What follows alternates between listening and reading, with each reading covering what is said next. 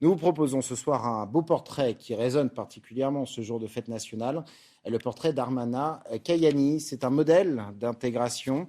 Elle est arrivée en France du Pakistan à l'âge de 12 ans, sans savoir parler français.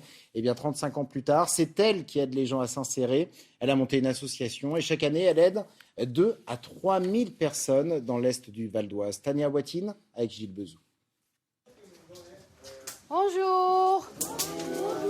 Nous ne sommes pas dans une école, Merci mes amours. mais dans l'association fondée par Narmana Kayani, Ensemble pour le développement humain, C'est vrai.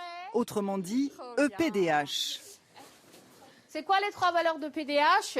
La discipline, savoir et solidarité. Voilà. Et qu'est-ce qu'on veut faire quand on veut être grand? Être les meilleurs parmi les meilleurs. L'excellence pour les enfants défavorisés de Villiers-le-Bel, c'est son combat. Maths, français, culture générale toute l'année, y compris pendant les grandes vacances.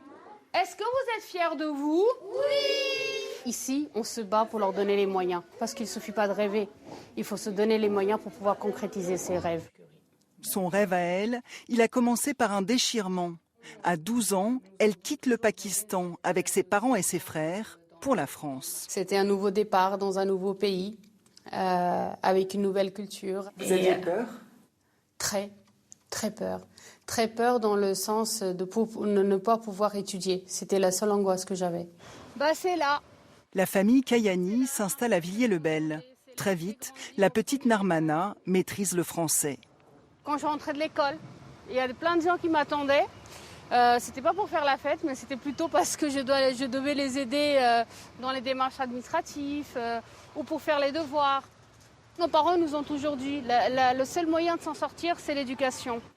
Narmana, devenue biologiste, aide de plus en plus de monde dans le quartier, comme Tala, accompagnée scolairement depuis 10 ans et qui s'investit à son tour.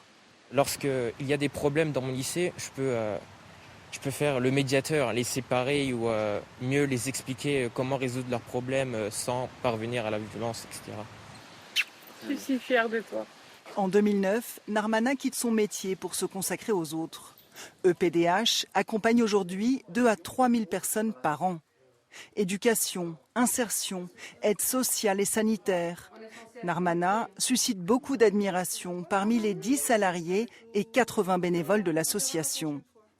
C'est vraiment un parcours extraordinaire, que ce soit les difficultés linguistiques, les difficultés culturelles, le fait d'avoir des parents qui eux-mêmes ne parlaient pas français en plus, et de voir où elle en est arrivée, c'est vraiment remarquable, très inspirant. Vous voyez la sortie là?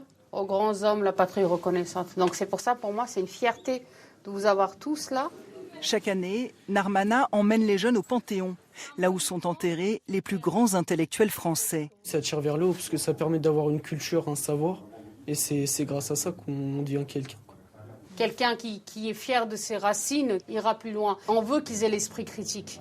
Et c'est ça aussi, être français. Au revoir, tata. Au revoir, mes amours. Au revoir. Derrière ce sourire se cache une grande angoisse. Ces locaux, installés dans l'ancien hôpital de Villiers-le-Bel, vont être détruits. L'association n'a pas encore trouvé d'espace aussi grand et accessible pour poursuivre ses activités.